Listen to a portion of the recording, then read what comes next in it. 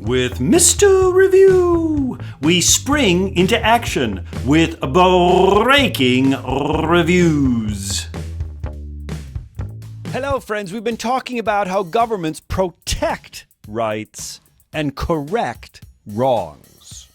We're talking about civil liberties and civil rights.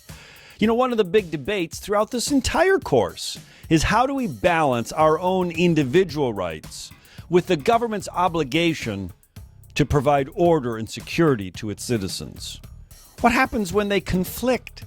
What happens when my speech, for instance, causes a riot?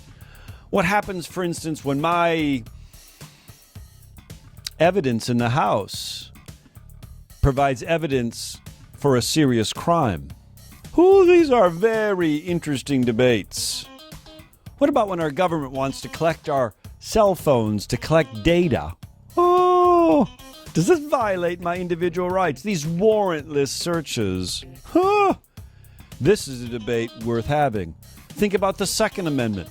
My right to own a gun. The government says we want to protect order.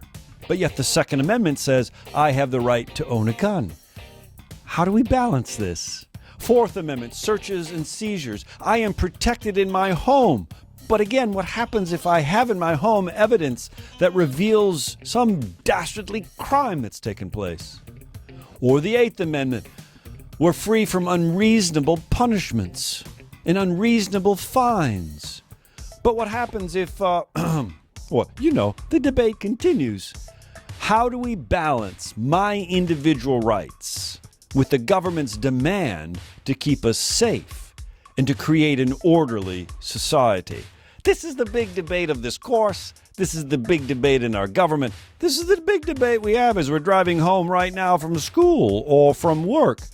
It's a debate worth having. And how we balance these tensions tell a whole lot about who we are and where we're going. So I would encourage you to conduct this debate.